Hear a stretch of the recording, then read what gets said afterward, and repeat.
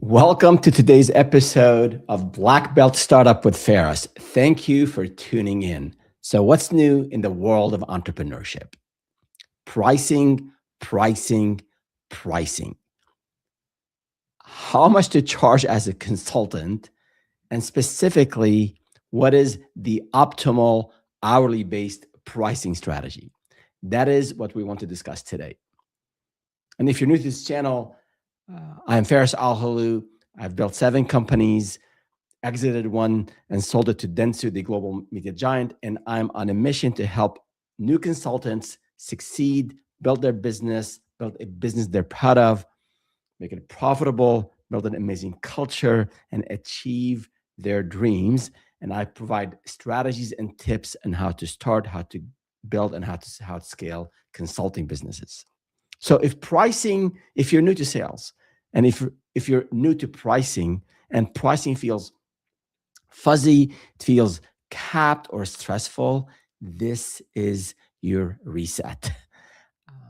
Whether you're guessing your hourly rate or whatever you've been doing is not working, I know that the results are typically the same. You're overworked, your margins are low, and then you're constantly second guessing when you're pricing. And I can tell you that I was in the same exact boat when I started.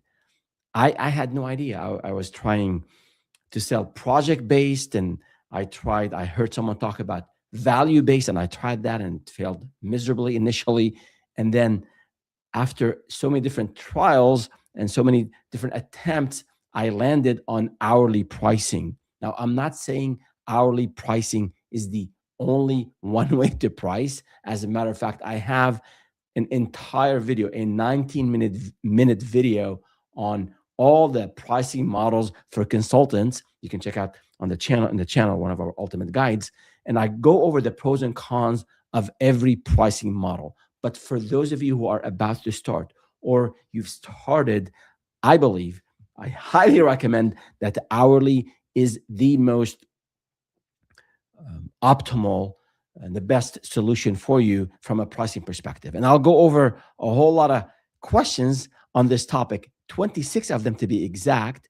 And I'll share with you a link of a video that I made recently on hourly pricing, where I talked about how it works, when it doesn't, what to do when clients ask you tough questions. So all of that information is available in the pricing video, the hourly video, and I'll put those links in the description. One for the pricing models, the 7 pricing models, in case you want to explore different things and want to learn before you get your feet wet. And also, I'll have a link to the hourly based pricing and all the details around it. And I can tell you, like I said earlier, I've been in the same boat that you are in. I know when we pivoted from digital marketing to analytics, and we started to specialize, and we knew our craft really well by that time, we decided, let's higher our rates. Let's go from $150 an hour to $250 an hour. Now, that was a big jump. And I remember one of those very early proposals that I sent with the $250 an hour. I wasn't sure. Can I defend this rate? If the client comes back with rejections or with questions, can I answer? But I felt that we had a good handle on what we were doing. We studied the space of analytics at the time really well. So we knew our craft really well. We were very responsive. We were also from a level of service, we provided white glove service. We really took care of our clients. So I in my mind, after all the thoughts, or maybe the negative thoughts, I came to a conclusion that I can defend this rate. So we went with it. But I was still hitting refresh, the feeling to see what the client would say, whether they would negotiate or potentially just reject the whole proposal. But I got that email eventually. It says, "Hey, Ferris, this looks great. When can we start?" And that 5-second moment changed a lot. in my mind. It was a big shift because it wasn't about the 250 an hour or the 275 an hour or $200 an hour. Depending on your service, depending on your market, you might be offering different rates that work for you. But it's not about the specific hour, but the specific hourly rate. It was really about us having that confidence that I have something to offer that people appreciate and value, and they're willing to pay me money for that. And that was really important. And that was the shift. And it was something that I had, and that I was afraid of showing to people and making assumptions and how they react. And that just led us to delay hiring our rates. So if you're in that same boat, if you're not ready to up your rates, if you're not ready to charge 250 an hour, I understand maybe you're just starting out and you're not sure. You just want to get in and get your first few clients at a lower hourly rate. I get it. But the idea about pricing and being nervous about it, being stressed about it, uh, you're not sure how high, how low, what is involved. All of that is something I hope we'll cover today. And if we don't cover today, and if you're joining us later, feel free to comment on whichever channel you're on: YouTube, LinkedIn, Instagram, Facebook, on X. We're there. We're there. I read all these comments and I reply to you. If it's something very maybe specific, something personal, you don't want to share that question publicly, email me at Ferris@startupwithferris.com. I read all these questions. I answer them. I keep it all confidential. So if you have a question, you don't want to put it out there publicly, just email me at Ferris, Feras @startupwithferris.com, and I'll be more than happy to answer. And one more administrative thing before we get to the 26 questions, and that is about this live stream and the live streams that I do. I cover a business topic and then I answer all the questions that I get from the community. So if you have a question on your mind, pricing or otherwise, email me, comment here, let me know, connect with me on LinkedIn, wherever you are. I'll be more than happy to take all these questions and address them in these live streams and help you start and grow the business that you are dreaming on building and scaling. Good. So let's now move into the questions. And I should be able to put them all here on the screen for those of you watching so you can see it. And then again, for those of you who are just joining us, I'm here to answer questions on pricing for this session. If you have something else beyond pricing, business related, go ahead and add it as well. I'll see if we have time at the end of the session. I'll be more than happy to answer, or maybe I can answer you offline. But let's talk about pricing. So where is the first one? Right here. I have them all ready to go. Okay, what is wrong with fixed pricing? Why is fixed pricing risky early on? Very good question. Well, fixed project based or fee based pricing, or fixed fee pricing, all of those mean the same thing. Basically, you go to a client, you say, I will build a website for you for $5,000. I will do a financial audit for you for $10,000. I will rebrand your company for $10,000. That's just a fixed fee price. So it's a good model. Fixed fee, project based. That is a good model to use initially. I do not want you to use fixed based.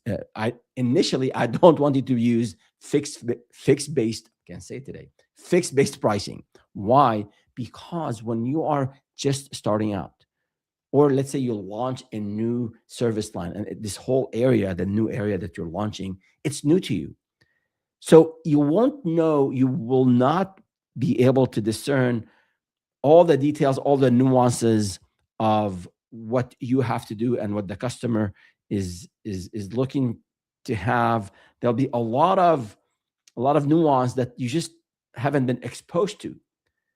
So there's a huge risk of something called scope creep, where you're thinking you're building something this big, and the client, in their mind, they have something this big. You're thinking of doing their financial audit for this customer, and he's thinking him and his wife and his business, because things are, the contract or the proposal or the discussion is very high level. So again, project based or fee based, fixed fee based pricing is not a bad model, but initially focused on hourly and be very specific in terms of what you offer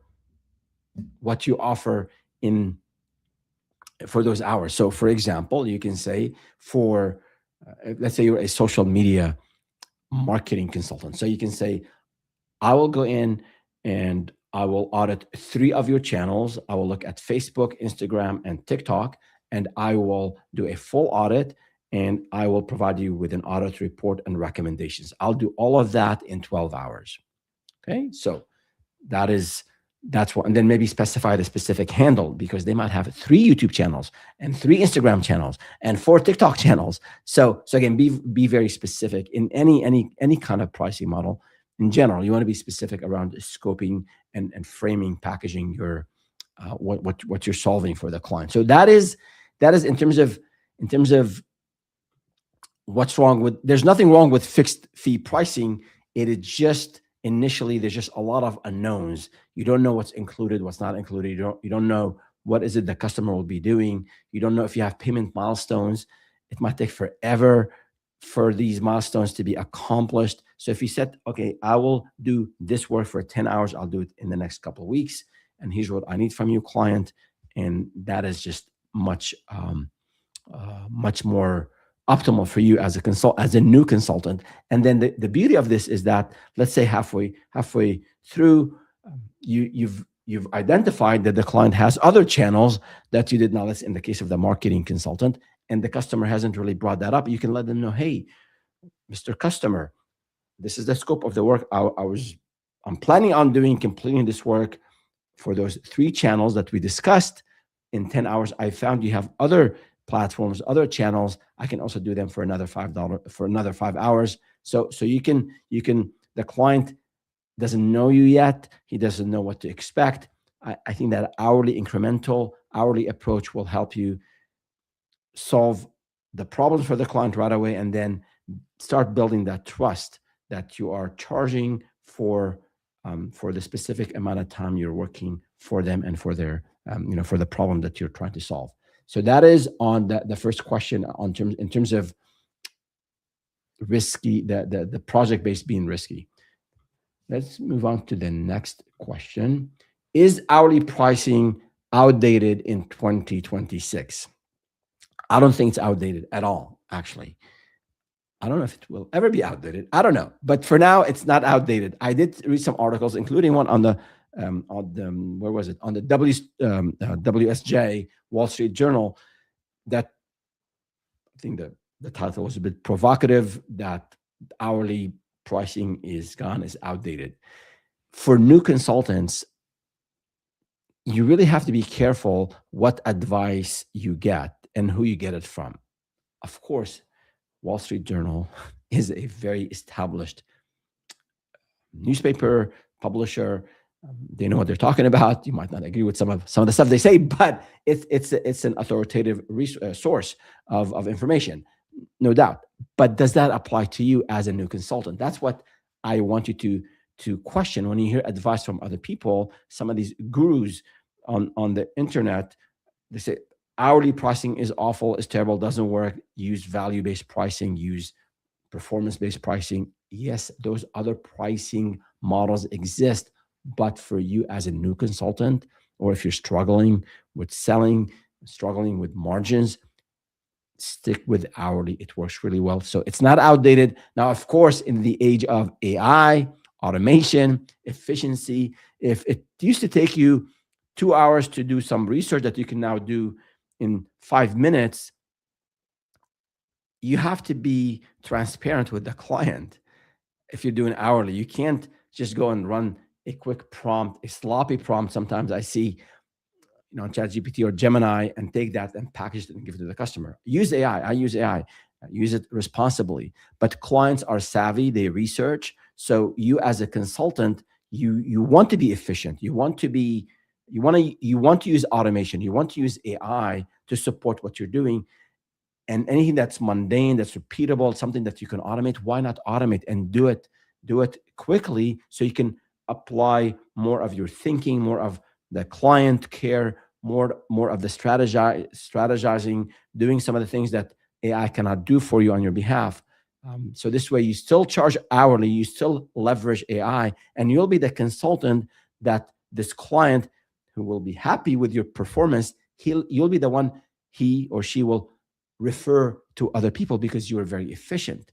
So you might have quoted 10 hours and you've used AI responsibly to help you research and automate certain things, while another consultant who's doing things manually or maybe is not using AI, he or she could be using billing 15 or 20 hours, where you with your efficiency and using AI and automation, all of that will make you stand out, will make you differentiate. So keep that in mind.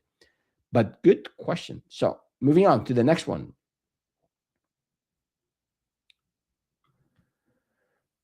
Why is hourly pricing the right starting point? So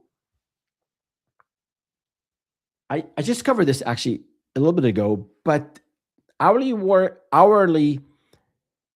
pricing works at all phases of a business and across small, mid-sized, large organizations. And I've seen it work.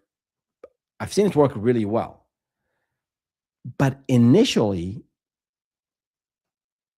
and actually, before I go that, I have a pricing matrix. So when you go to my pricing model video, the 19-minute video I mentioned, I do have at the end of that video, I have a pricing matrix where I show all the pricing models and where they fit depending on your journey. And I used two dimensions there. One is the level of sophistication with your tools, your processes, the way you manage the customer, and also your level of proficiency in your own domain. So if you're a novice, if you're just starting out, again, hourly is what I recommend. But as you gain more experience, as you become very proficient, start to reach mastery in your domain, and also have elaborate and have systems and processes, you can do performance based. You can do tiered pricing. You can do other things that require a bit more of knowledge in the domain, and also knowledge of the domain of your client,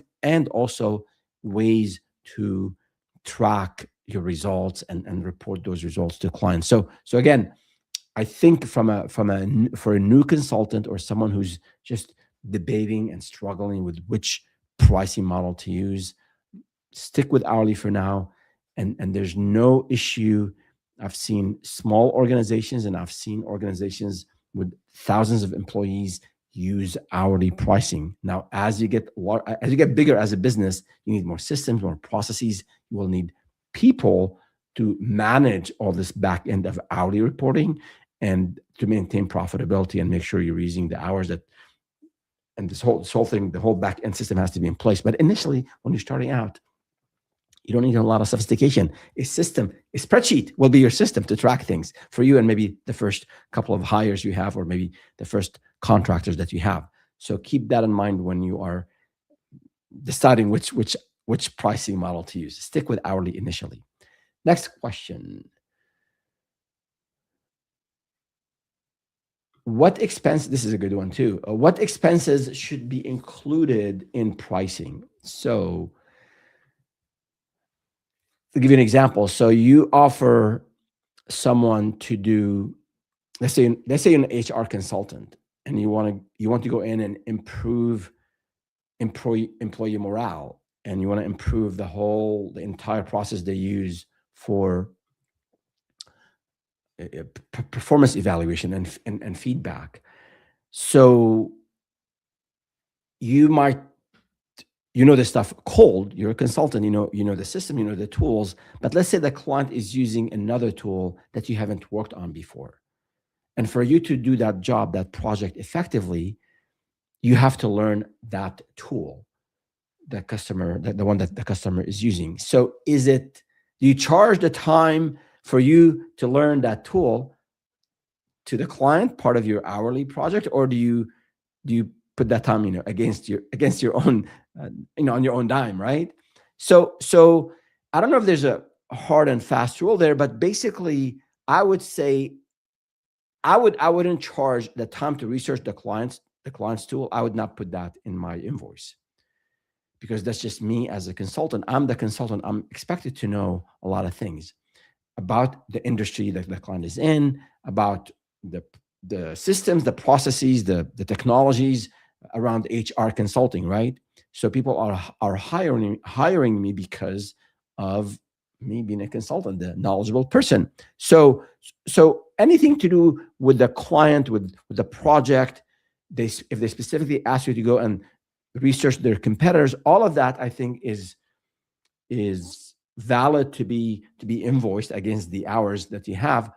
But anything that are more industry specific, or you want to acquire more knowledge about the domain of the client or about the tools that they're using, I think that is something that you want to do on your dime, on your own dime, not build a client for.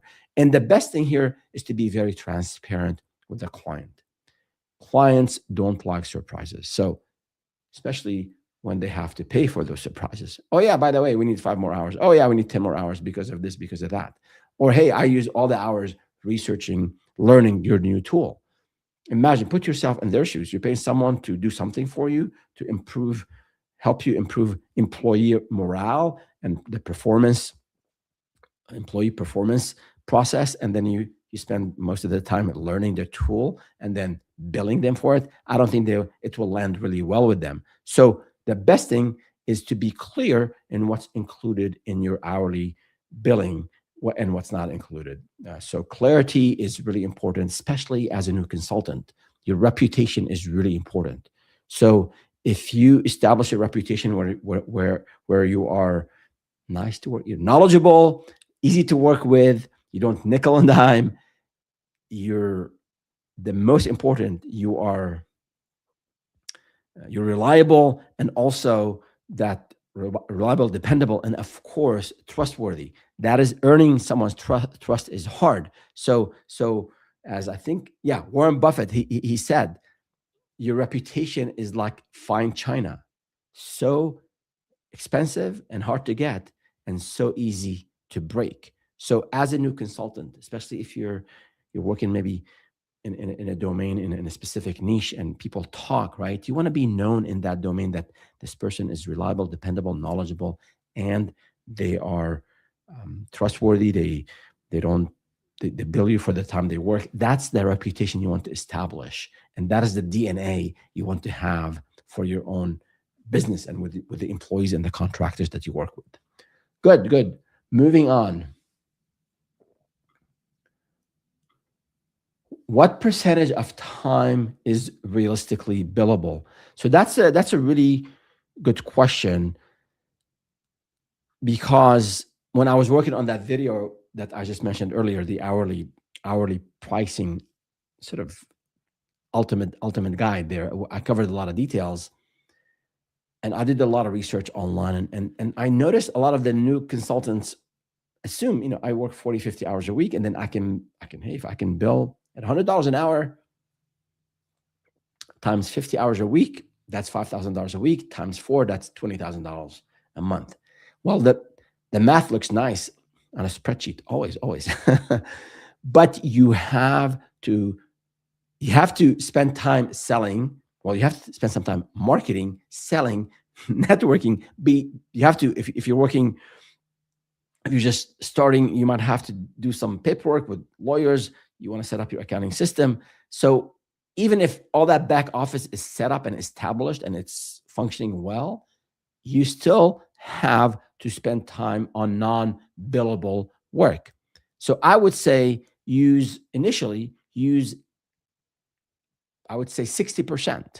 That is the factor I would use. So if you work 40, let's say you work 160 hours a month.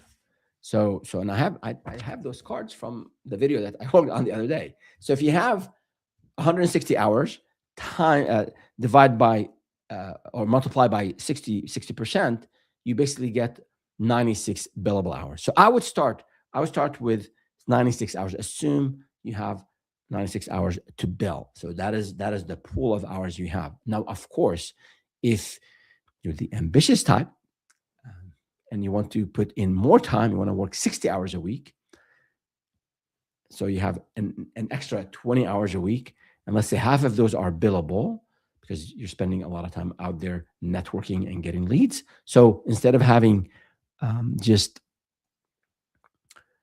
24 hours a week, now you've increased that 96 hours a month, 24 hours a week. You have 24 plus 10, 34 hours a week. And if you're selling this at $100 an hour, that's another $1,000 a week that you can get, assuming there's demand, assuming there's you're able to sell that. So keep that in mind. The number of I would use from a planning perspective, if you're in this phase of thinking of taking the leap and you're putting these nice financial plans and sales plans, I would use 60% as a factor for determining how many billable hours you'll have in a given month or in a given week. All right. So that's what again, you can increase that amount by putting more times, by putting more time in, more hours into the week. Now, some of you might say, wait a second, I have obligations, I have this, I have that. I thought I can become a millionaire and work 30 hours a week. It doesn't happen. It does not work that way. If you want to establish a sustainable business, a profitable business in consulting, in services, it takes blood, sweat, and tears. It takes a lot of commitment. There's no overnight success. Overnight success has taken years of preparation and work and hard and experience. So there's no other way out. You have to put more time. I'm not saying you sever the relationships. I'm not saying you don't take care of the young ones at home or the spouse or the aging parents, or if you have committed to a nonprofit. Yes, and obviously I want you to be healthy and active, but something has to give. Something has to give. So when I'm saying here work 60 hours a week, I'm saying something has to give, meaning you tell your business partner, you tell your life partner that for this phase, for this season, you will be putting more time at work. So get their buy-in, and then cut down on maybe hobbies, cut down on leisure time, cut down on TV, cut down on things, on some social activities. I'm not saying don't have a social life, but something has to give, especially if you want to build and grow a very profitable business, you want to have a company that you'll be proud of, you want to leave a legacy. It requires a lot of hard work upfront. Later, in later phases, in future seasons, you'll have time. You can slow down a little bit. You can hire people to help you. You don't have to work crazy hours your entire life. But if you want to build in something worthwhile, it does take a lot of commitment, a lot of time. There is no if, buts, ands about it. None of that. There is hard work. There's learning, working smart, working hard, learning from others, learning from our own mistakes. But it does take time it does take time and commitment and effort to build something worthwhile. All right. Went off on a tangent there for a little bit. All right. But I get these questions all the time. Someone, anyhow, said enough about it. Moving on to the next question. How do you calculate how do you calculate a minimum hourly rate? So that's another related question. So we talked about, let's just for now assume 40 hours a week times 60%. That gives us 96 hours a month, right? Now, what I want you to do is to have, you can use this formula. And again, I have these cards from the last video, is on the hourly rate is your total number of total monthly revenue, the amount of revenue that you need. And I'll go into what goes into that number, and you divide that by your billable hours. So the total monthly revenue that you want to have, you divide that by the total monthly billable hours. Okay. So if our goal, our target monthly revenue is $10,000, we divide that by 96. So 10,000 divided by 96, we get 104. Let's round that up to 110. Just sounds better. So that's our hourly rate, $110. Now, how do we get to that $10,000 number, the total revenue? So you have to think of, I have an example here as well. You have to look at your business expenses, three things. First, business expenses, office rent if you're renting, internet, phone, networking, all of that stuff, right? Let's say it's $3,500. And then what you take home, your take home pay. Let's say, including taxes and social security and all of that, let's say it's $5,000. So $3,500 for business expenses, $3,500 for your take home, and then let's say $1,500 for profit, for your margin, because you have to have a cushion. You have to have a profit in the business so you can reinvest, so you can buy tools to automate, to streamline, to hire people. So if you add those up, $3,500 plus five, so expenses, take home pay, and then a profit margin, you get a $10,000. Now you can do this formula in different ways, but this is the basic idea: is add all these three things up and you get to $10,000. Now in your area, maybe $5,000 will be just fine. Maybe you need $15,000. So all of that will determine an hourly rate, and also the amount of hours you have to sell, right, every week, every month, for you to get to that target. So with our 96-hour a month example, we have to be able to sell 96 hours and also charge at 104 or 110. That will give us the number. So that is how I would calculate it. And again, if you're just starting out, you might not be able to sell 96 hours a month. You might not be able to sell at this minimum billable hour, but that's your target. And initially, it's okay. Initially, you're learning. I'm hoping you've watched some of my other videos on how to build a 6-month financial runway. The financial runway is going to be really helpful for you to make sure the finances are in check and the finances are in order, so you can focus on growing the business.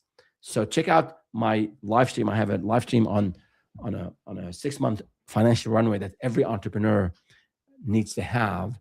And if you have that in place, then you'll have a bit of a cushion if you can't sell all the billable hours that you have, and if you cannot sell at the hourly rate that you aspire to have. Initially, it's okay because you're still learning, you're still building, but you can't be in that space for the rest of your journey, because you'll run out of money. So, but initially, it is okay.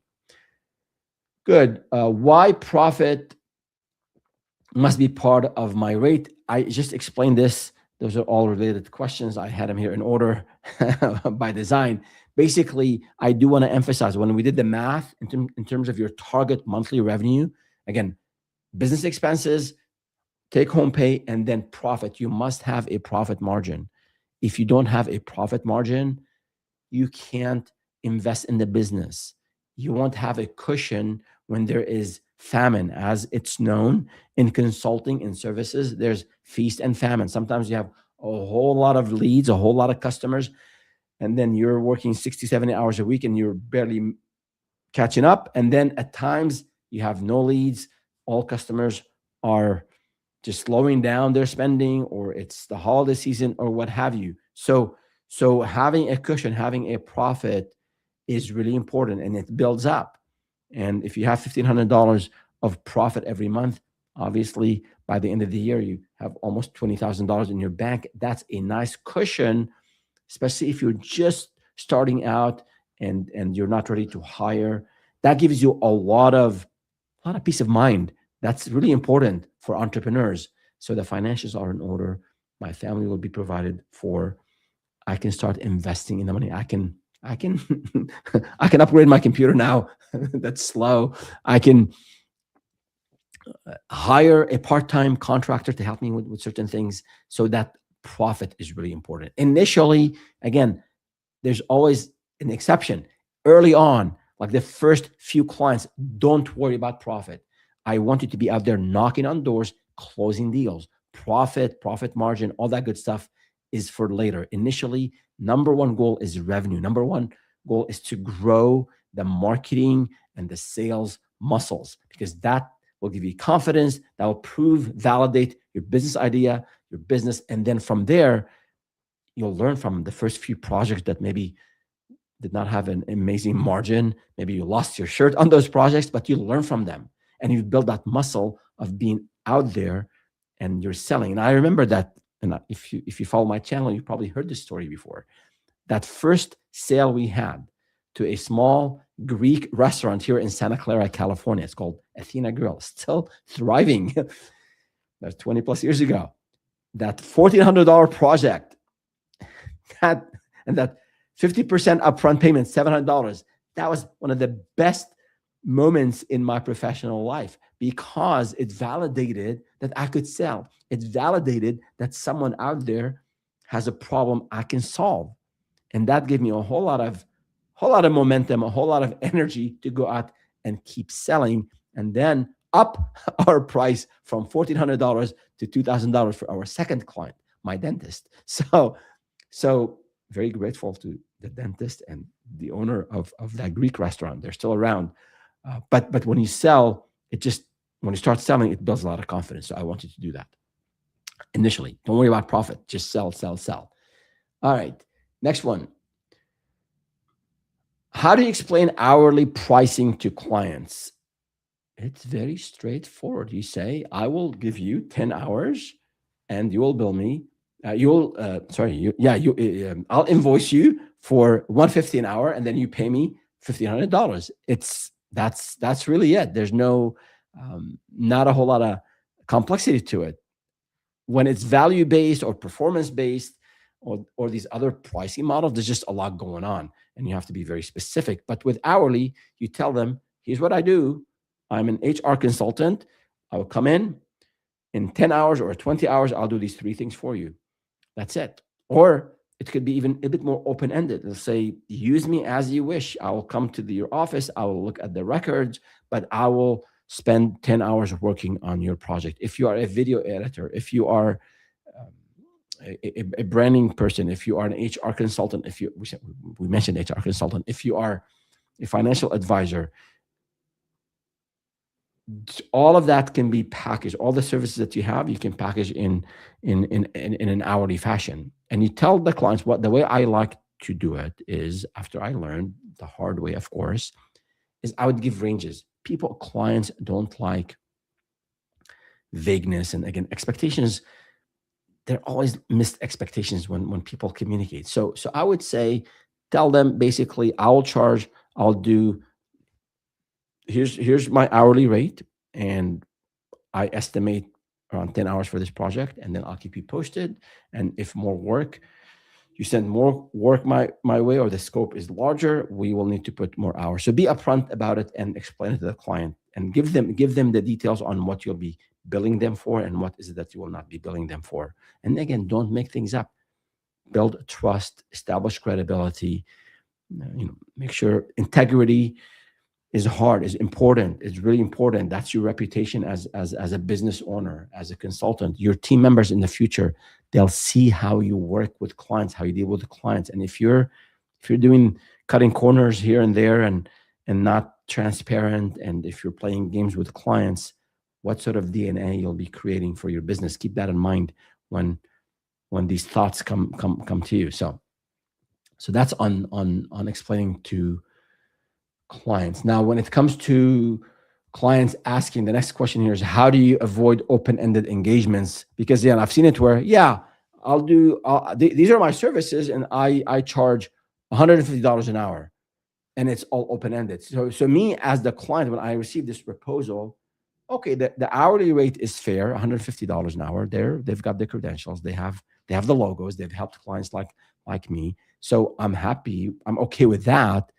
But I have no idea how many hours they're going to be spending. Is it going to be 10 hours? That's $1,500. It's going to be 100 hours. That's going to be $15,000. Like, I don't know, right? So put yourself in the seat of the client. And I would say, that's my recommended approach, is give the client a range. If you're just starting out, it might be difficult because you don't know, but you can research.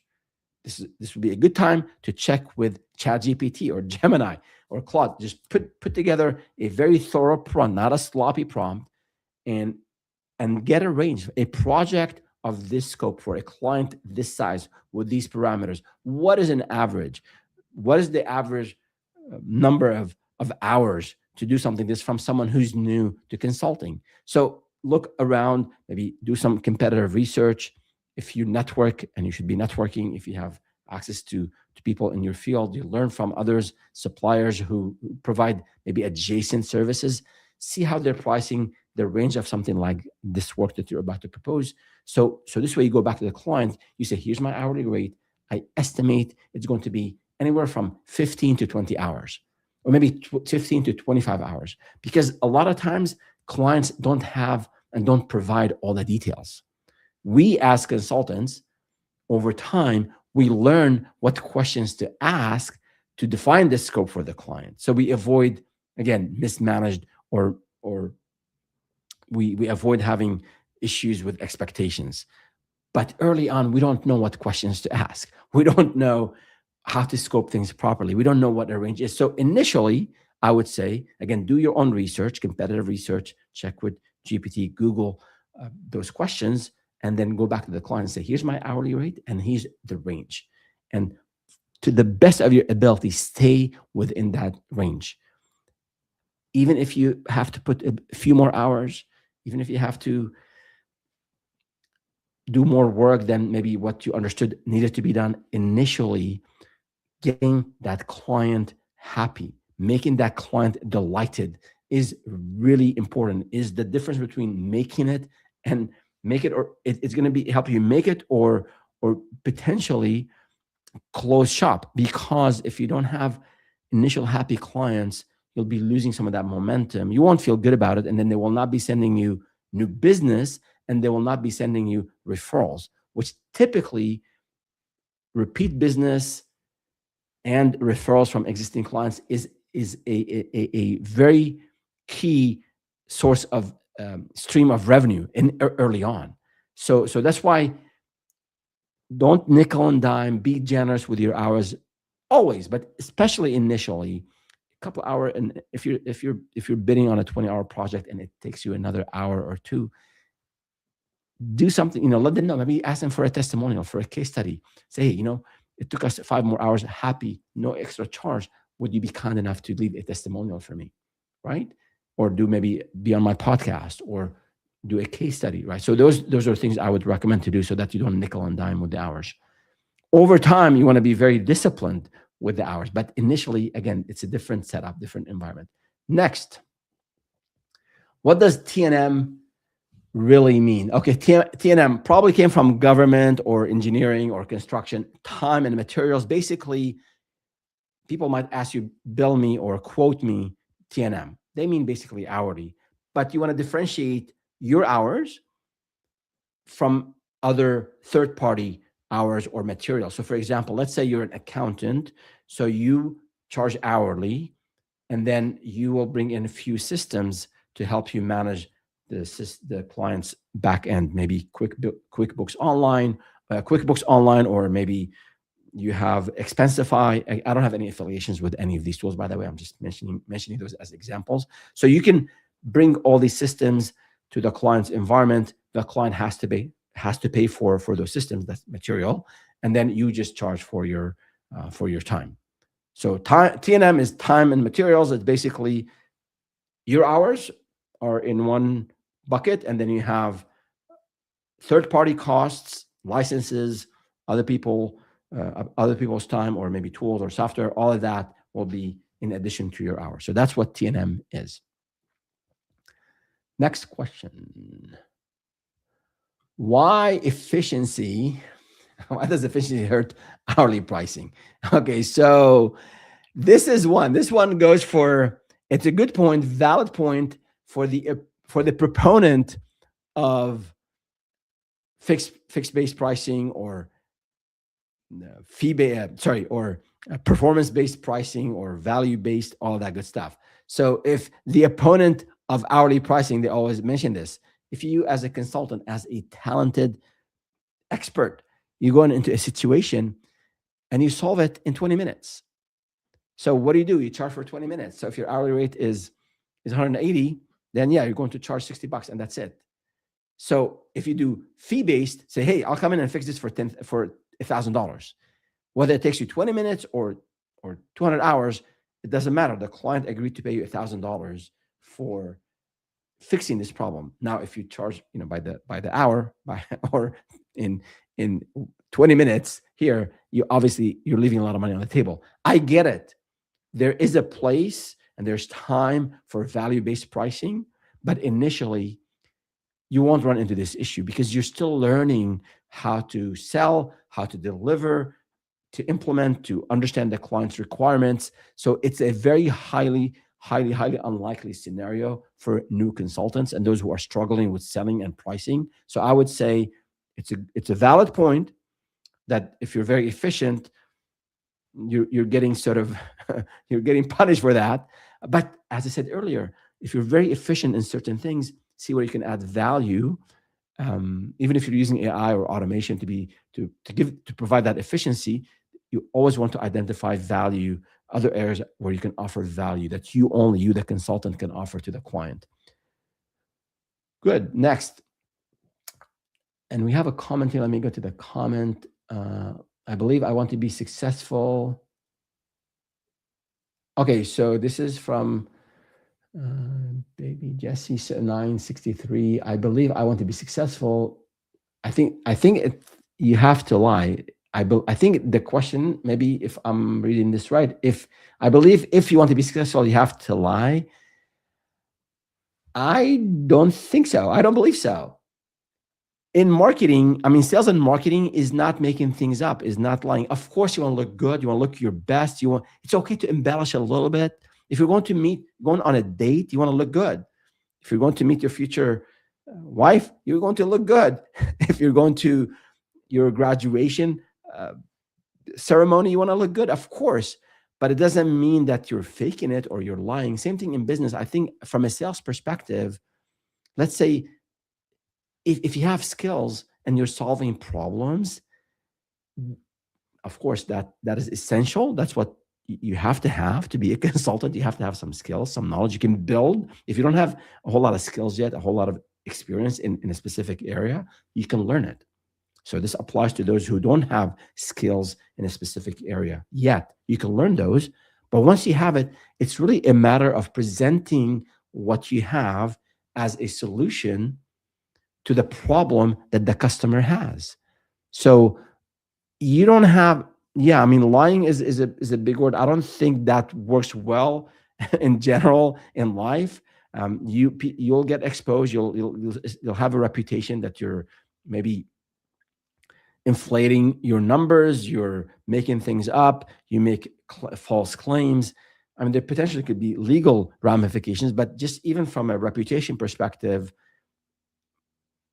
I would not agree with that unless I'm misreading what you have there, baby Jesse 963. So feel free to elaborate. I'll be more than happy to read it again and see what you meant. All right. So the next question, when should you move beyond hourly pricing? So as I said earlier, I am not saying hourly is the only model. I am saying initially. I'm highly recommending that you use hourly initially. At one point, and I'll pull, I believe I have I'll find it, I'll put it on screen here in a second. If I have it, I believe, I'll show it before the end of the thing. I have this matrix. Actually, let me pull it. Let me pull it, just here 1 second. Pricing. I believe I have it here. I can't find the link right now. So, but if you go on bbsu.net/pricing, I believe that's the URL. I should know this because I use it all the time.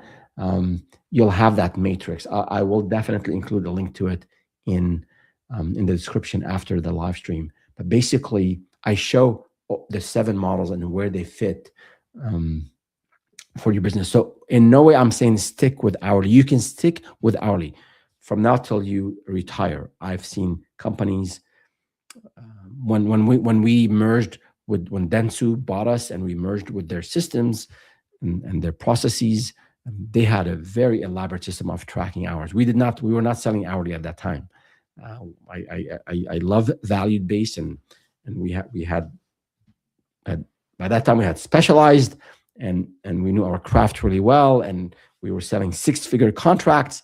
So I was big on selling value based selling. When we merged, you have to go. They have 63,000 employees. Dentsu had, and they have systems and processes we had to comply with.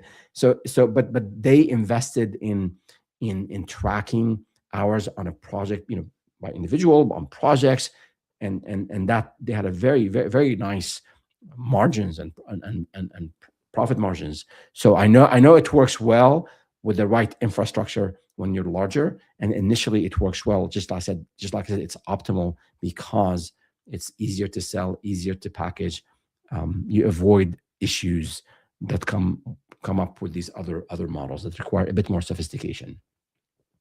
All right, how do I handle? Sorry, where's the next question?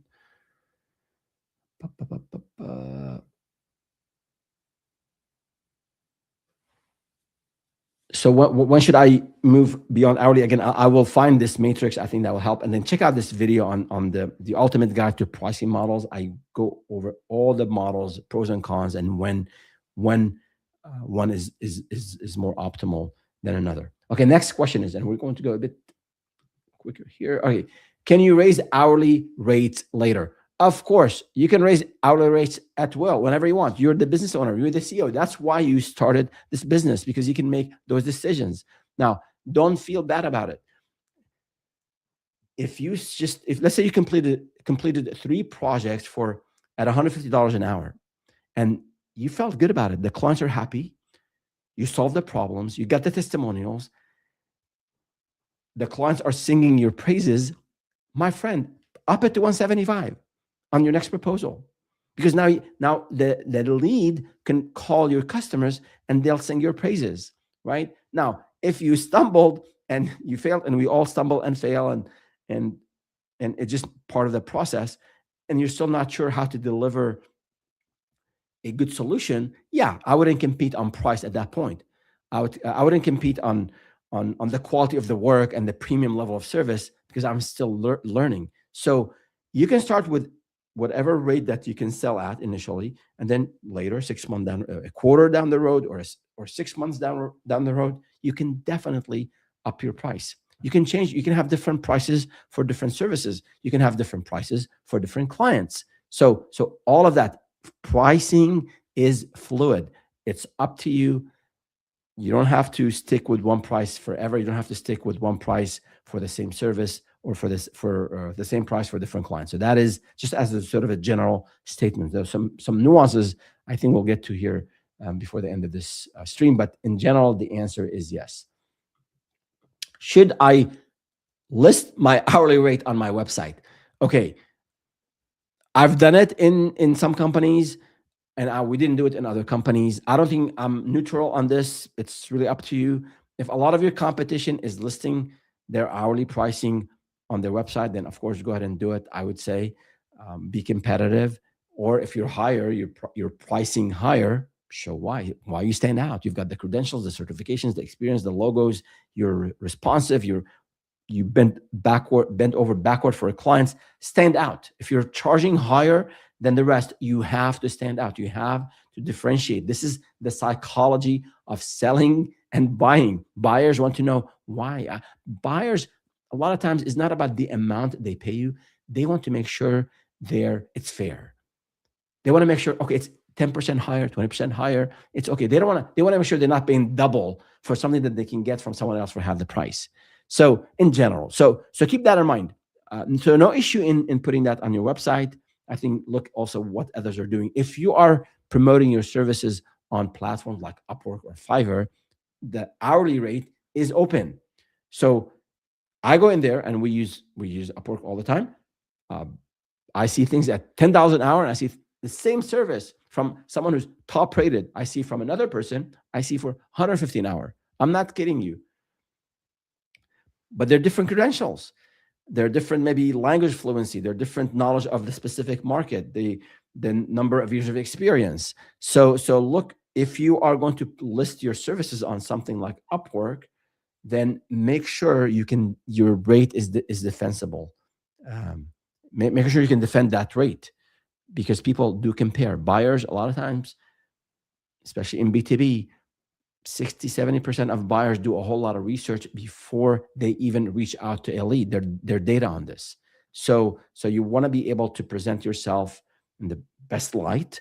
You want to show that support everything that supports why you are such an amazing consultant that clients want to work with you. All right, next one. Let's see. How do I handle clients who demand a fixed price? A very good question. Some clients refuse to buy hourly. Say, I don't want to deal with it. I don't want you to come back and say, I need more hours. I underestimated. I overestimated. Just give me one amount and tell me what is involved. You can walk away from that, but that's not what I'm saying. I am emphasizing and recommending for new consultants and those who are struggling with pricing is to use hourly. But if you have a client who's ready to buy and he wants to have a fixed price quote, my friend, sell. Initially, I want you to sell. Now, a couple of quick notes on project-based or fixed fee pricing, and we can spend an entire episode on that maybe later. But for now, make sure the scope is very well defined. So I recommend you have 2 sections in your proposal, and we're about to launch in the ultimate guide on writing winning proposals. So check out the channel, and it should be coming out in the next little bit. So basically, the scope section, like here's what's included with some level of details, and then add the section that most people don't include. Have this section, this is what's not included. And then another section, what is it that the client is supposed to be doing? I think if you do a good job in defining the scope with a lot of specificity, and then you say, here's what's not included, and then what you want the client to do, then you'll be in a safer position. So let me give you an example. If you're building designing websites, so you can tell them, I will design a 4-page website. I'll give you 3 design concepts. I will have one for the homepage, one for the supporting pages, and then I will give you everything in WordPress, and we'll have one form on it, and that's it. One simple form. What's not included? E-commerce. What's not included? Online payment. What's not included? You can have a long list of things not included. Any custom development. Customers might not know what custom development, so put in parentheses. That means I will not create any calendars or any product listing based, in a database, whatever. I'm not a web developer, but list what's included very clearly. List what's not included, and I expect the client to provide picture, images, videos, also the content for the website, the text. I want the client to do it, and if you want me to do it, I can sell it. But here's how much it will cost. So I think if you are forced, I want to say forced, but if you're going that path of fixed fee or project based, I would say do this, and that will solve probably 80-90% of the problems with project based. Good. All right, next question. Can I use different? Hold on, what's the question? Yeah, right here. Nope, sorry, my bad. Can I use different hourly rates for different clients? Yes, you can. You may. You should. Initially, maybe not initially, but if you have, let me give you an example. You have a client who is across town. You have to drive an hour and a half to get to them, and they want you to do the work on site. And then you have a client next door, and they want to do things virtually. So it's okay to charge more for that client who every week you have to do this one trip. That's 3 hours of downtime. So if you up the price, the hourly rate for that person, and he's going to tell you, I don't want you to bill for the time you spend coming back and forth from my meetings, right? So it is okay if a client is expecting 24/7 support. If a client is expecting a response time within 2 hours, and another client, you could get back to them in 2 days and they'll be super happy. So there are always ways to differentiate and to defend why, not that somebody will ask you or somebody will find out, but in your mind, I think have a system where if it's a client of this type, we will sell at this rate. If clients of this other type, we will sell at a higher rate. So you can definitely use different hourly rates for different clients. It gets difficult if you put stuff on the website. If you put your hourly rate on the website, it'll be hard to have different rates, but maybe he can have different packages, standard and premium, and then you show the difference. But there's no issue, and hardly ever clients will compare proposals and notes. If you work in a niche and everybody talks about pricing and contractors and vendors, yeah, you have to be more careful. But in general, totally okay to differentiate and keep track of it so that you don't quote different prices for different people, and then when it comes time for renewal, you give them a price that is lower than the previous contract. So keep track of what you're pricing. All right, how do I track without micromanaging myself? That is a good question. How do I track without micromanaging myself? I think it comes down to discipline. It's building that habit. So after I'm done with this project, with this client work, after I'm done with client work, I'll go in and document it. You can do it midday. I think don't wait till the end of the week. I made that same mistake when we implemented timesheets in one of our companies. Okay, I'll just do it on Friday night.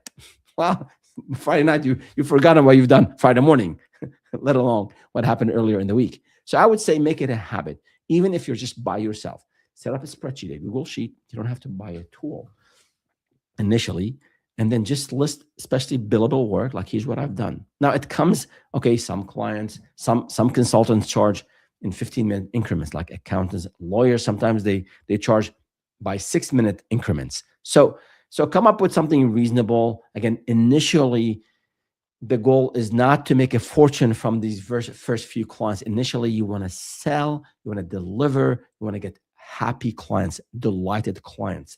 That is the number one goal in the first few weeks, few months, is to sell and to make the clients happy, even if you have to spend a bit more time or effort. But as you are growing the business, these questions become very, very important. So build that DNA, build that habit, build that muscle to track your hours.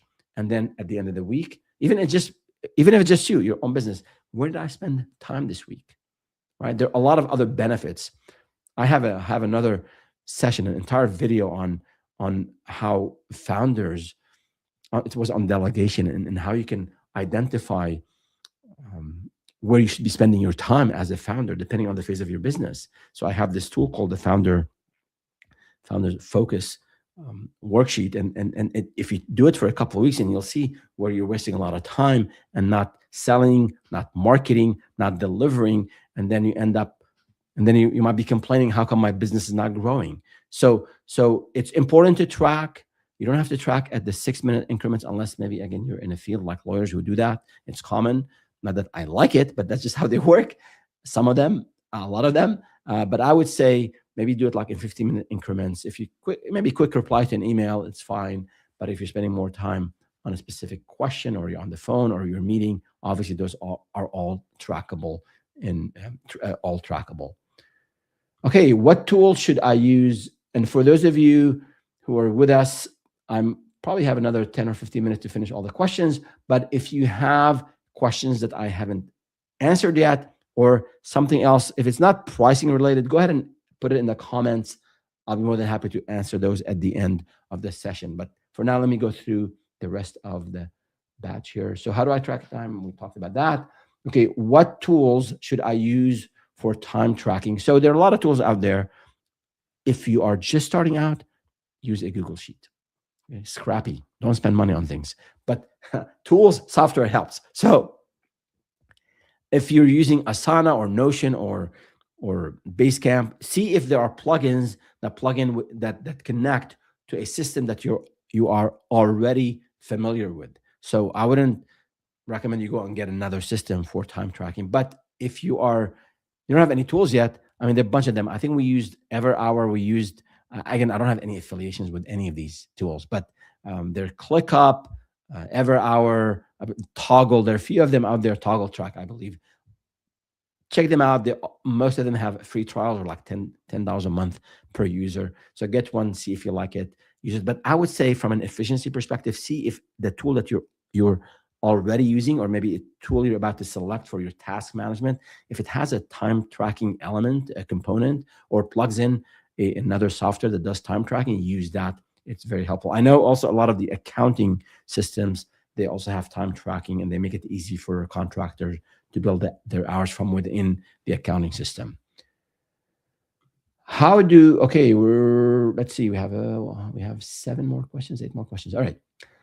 How do retainers compare to hourly pricing? So retainers, basically, the client says, I want to retain you to provide services on an ongoing basis. Typically, it could be a 3-month retainer, it could be a 6-month retainer, it could be a 12-month retainer, depending. So it could be month to month forever, until the client decides to stop the service, or you tell them, thank you. So retainers, I've seen retainers where let's say $1,000 a month. I'll do these things, or it could be hourly. So there's not, I wouldn't say there's no contrast between retainers and hourly. Retainers could be based on number of hours. The client says, you tell the client on a monthly basis, I'll put 5 to 10 hours to support your business. Let's say you are an email marketer and you help clients send out emails and set up that entire marketing automation for them. So you've charged them $5,000 for that initial setup in HubSpot or Kit or one of these tools or Constant Contact. And now on a monthly basis, you send their monthly newsletter and you say it'll be anywhere from 5 to 10 hours at $150. Client says, okay, you're good. At the end of the month, you send your invoice. So that is a retainer that's based on an hourly, or it could be, exactly what needs to be done. And you say, you know what, I'll do this for $750 a month. So there's no really, there's no contrast between the two. It just, retainers could be hourly or it could be fixed, depending on the relationship. So, but I love the idea of having retainers, of building a recurring revenue stream. That is the best thing you can do for your business after selling, of course. But from a revenue stream perspective, anything that is recurring is gold, because it helps you build that recurring revenue. It helps you focus on, every month you have this amount of revenue coming in. And now if this is your target, if this is the baseline, this is your target. And if I have 30% recurring revenue covered, then, I only have to bridge this gap of new business. So recurring retainers, all that is good. Good to have. A question here is, how do agencies use hourly pricing internally? So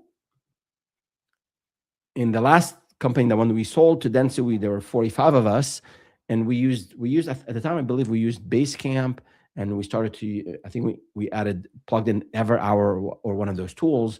And we basically, as a business owner, as a founder, as a CEO, you have to lead by example. So you have to track your time, and you have to make this new process of tracking hours, you have to make it just part of how you do work. And you have to lead by example, and you have to dedicate time to it for everyone around you to implement. So if you have people, it's just like any change management, right?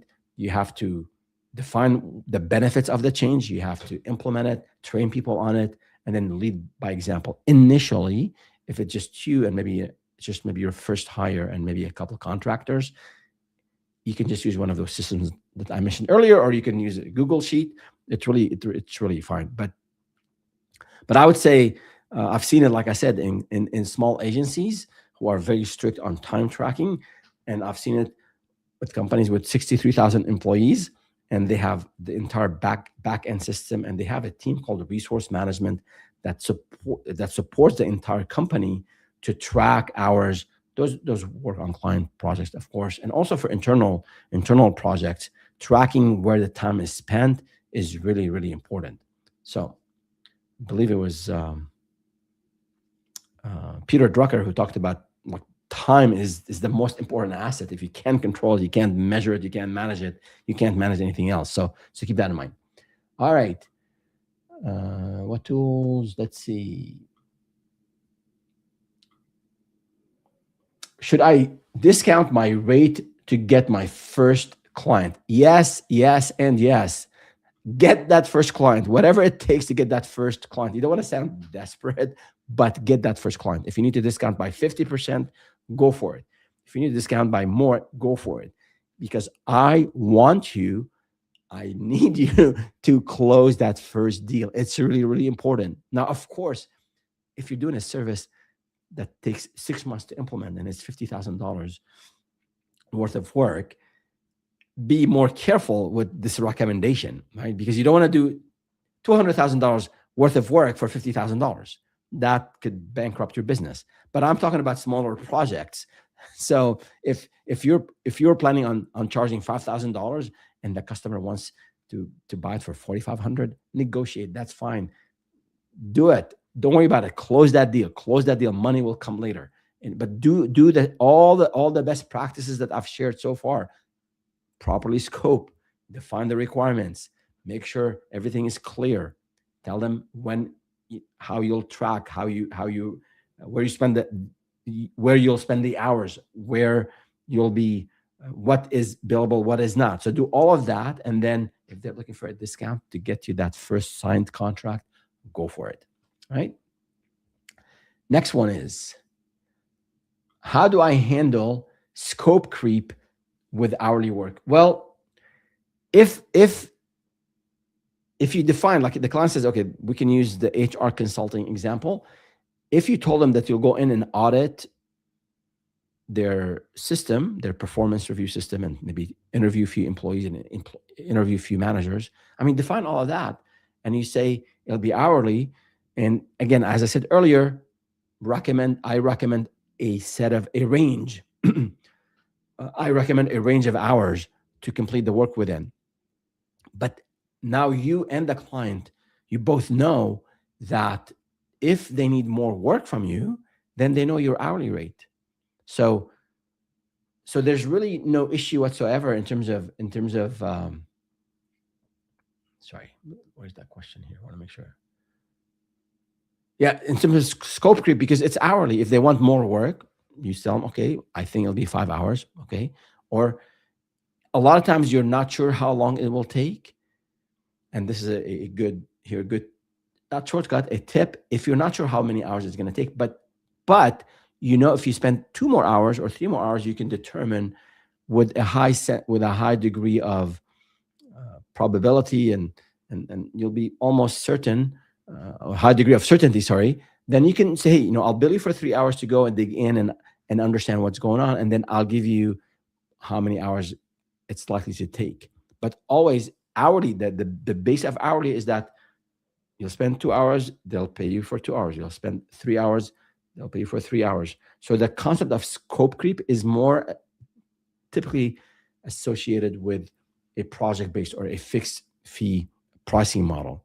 Again, tell them what you'll do with a number of hours, and if they need more done, then they know your hourly rate, so you should be good. Let's see, 4 more questions. So what is the difference between junior and senior hourly rate? Another good question. Well, let's say you have 10 years of experience in your domain and you hire someone with 2 years of experience. So your rate will be $200 an hour or $250 or whatever you like to charge. And then the junior consultant will be at $125. So I've seen it in different ways, but I've seen it where it's a bundled rate. It doesn't matter who's working on the account. Of course, the senior consultant will be there to support, and the junior consultant might do more work. But I've seen it where clients ask, show me your rate for junior consultants and then for senior consultants. So especially if you have a team, initially you are the senior consultant. So this is not applicable, but if you start to have a team, or maybe you have some contractors supporting you behind the scene, so you can have different billing rates for different people. Again, transparency is important. Showing the credentials of the senior people, you and others, and then also the credentials of the junior people. All that is important, and the client knows. And if something that the junior person can do, then why would you want to have the senior person do? So be transparent, be clear with the client on how you bill, and show the rates separately if that's what they're asking for. If not, I wouldn't bring that up, and just use a bundle rate. All right.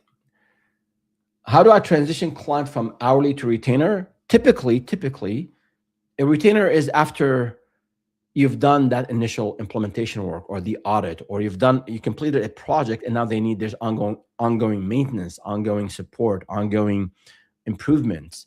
So you've done your work hourly in the project. They like you, they like your approach, there's chemistry, they love the outcome, and then you can do more for them, and that will be the retainer. So if the client doesn't want to commit, sometimes the client, I don't want to commit. Again, give them a range.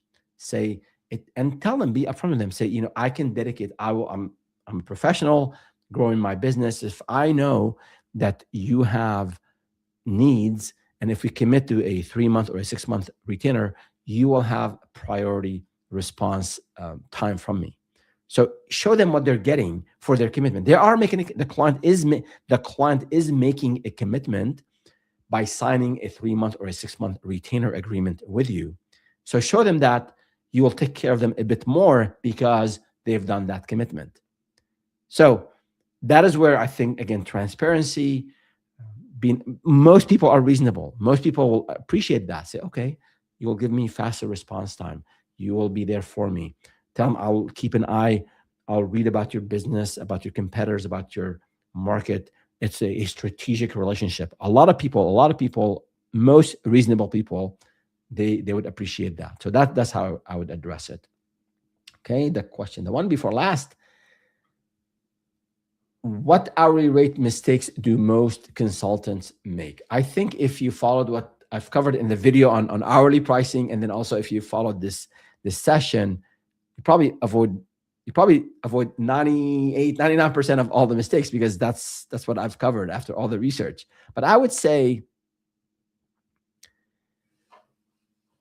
a few things. One is what I emphasized during this session is that initially, as you are building the sales muscle, like, don't worry too much about the hourly rate or the pricing model in general. Just sell. So hourly rate, in a way, again, within context, is irrelevant initially. 2, don't feel nervous presenting, especially if it's a higher hourly rate or you're upping your pricing. Like, don't feel nervous. You got to say it with confidence. You are a skilled, knowledgeable person. The client has a problem. You are solving that problem. And you, as a consultant, you're going to be, hopefully, they're the client's trusted advisor. So say it and mean it. Like, it shouldn't be just transactional. Yes, it's not family. Yes, it's not relationship, but business, people buy from people. So say it with confidence that you care about them, about their bottom line. You want to help them, you want to service them, and that you say it with authority and credibility. Authority, I don't mean it in a way that you show off or you teach them how to do things and they're not worth whatever. No, just your knowledge, your track record, your experience, your passion to help, for helping others. That shows when we talk to people. So believe in it inside. I think believing in it is important, that I really want to take care of this client. It shows up in the way we talk, in the way we smile, in the way we write. So have that. I think that's important. And the other things I see mistakes, you don't differentiate. You want to up your pricing, but you're not differentiating. Everyone else in your competition, they have a bunch of credentials and you don't have any. My friend, you got to keep up with what's going on in the industry. You got to get the AI certification. You got to get the CRM certification. You got to get the marketing certification. Whatever it is that is important for you, get that. Okay. And then differentiate. And then the last mistake here, don't nickel and dime. Be generous initially. Every once in a while, you'll run into someone who could abuse the relationship, someone who is a jerk, someone who wants to squeeze more out of you. that's not the norm. And over time, you'll learn how to avoid these types of leads. And I have a video, the 5 leads to avoid. So check it out. I'll put the link in the description later. Uh, but in general, don't nickel and dime. People appreciate generosity. Most people reciprocate, and you'll learn from that. And once that project is done, they'll remember you and they'll come back to you for more work, or they'll refer you to others. And then the last question for today is on what pricing changes matter most this year. I'm not the prediction guy, but I think anything to do with AI automation efficiency, if there are ways for you to incorporate that into your delivery, into the way you deliver services to client, do learn it, do adopt it, adopt it, and adapt your processes to automation. Clients will start asking. If you show a proposal with a list of things that can be easily automated by AI, and you charge 5 hours for that, they'll question that, and then you lose your credibility, and there's again the whole integrity thing. So I think keep an eye on learning automation and AI and how to be efficient in your domain, in whatever is it that you're doing, and apply that within your business and apply that in your delivery. And then also be aware of outsourcing. So there are a lot of great talent in other geographies that is typically less expensive than maybe where you are. Let's say I'm in the US here, in US and Canada. So there are a lot of talent, global talent that today is available and flexible and very, very inexpensive. So how do you differentiate is going to be really important. Potentially, you're in the client time zone. You fluency in language and culture, in terms of potentially if you have clients where you can visit in person. A lot of clients wants to have that in-person connection with their consultant. So find ways to differentiate from what can be outsourced, not just in terms of the type of work, but also in terms of the quality of the work, and also the human aspect of it. I think that always will have an edge. Consultants will always have an edge in that. So that is it for today. We covered 26 questions and we had one comment. And then if you have any other questions on pricing or on entrepreneurship in general, don't hesitate to reach out. And if you like this content, you can follow me on LinkedIn, LinkedIn.in/Faris Al-Halou. And of course, I would love for you to go to YouTube and go to the channel at Startup with Faris and click subscribe if you're not a subscriber already, and like this video and other videos if you're liking the content and if you're benefiting. I hope you are. If you're not, let me know. I'm happy to answer your questions, things I've learned from my own mistakes, and then things I've learned from working with 250 plus founders over the years. Thank you so much, and we will see you. And of course, you can join our newsletter on my website, startupwithfaris.com, and you'll get it every Saturday with tips and strategies on how to grow and scale your business. That's it for now. See you next time.